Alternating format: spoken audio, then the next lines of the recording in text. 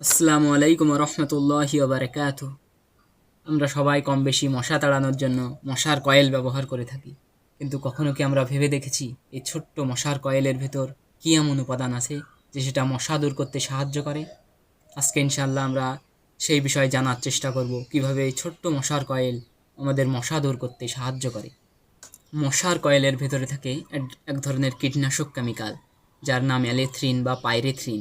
অ্যালেথ্রিনটা মূলত কৃত্রিমভাবে ল্যাবরেটরিতে তৈরি করা হয়, আর পাইরেথ্রিন কীটনাশকটা এটা চন্দ্রমল্লিকা ফুল থেকে প্রাকৃতিকভাবে তৈরি করা হয়।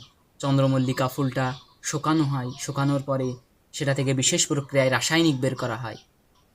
এইভাবে তারপরে কাঠের গুঁড়া কিংবা নারিকেলের গুঁড়া এটার সাথে এই পাইরেথ্রিন বা অ্যারিথ্রিনটা মিশানো হয়, এবং সেটা স্টার্চ আকারে আঠার মতো তরল করে একটা আকৃতি দান করা হয়, যেটা পরবর্তীতে শুকিয়ে আমরা কয়েল হিসাবে ব্যবহার করি।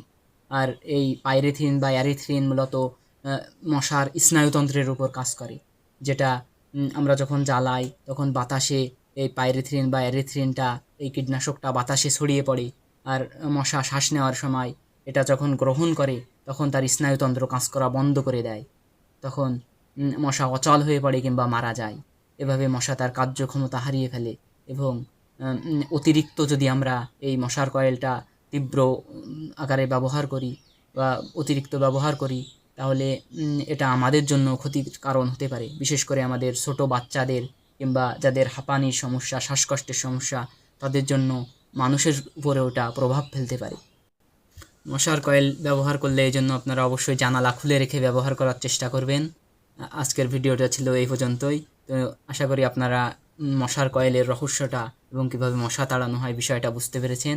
তো ইনশাল্লাহ দেখা হবে পরবর্তী ভিডিওতে। আসসালামু আলাইকুম সবাইকে।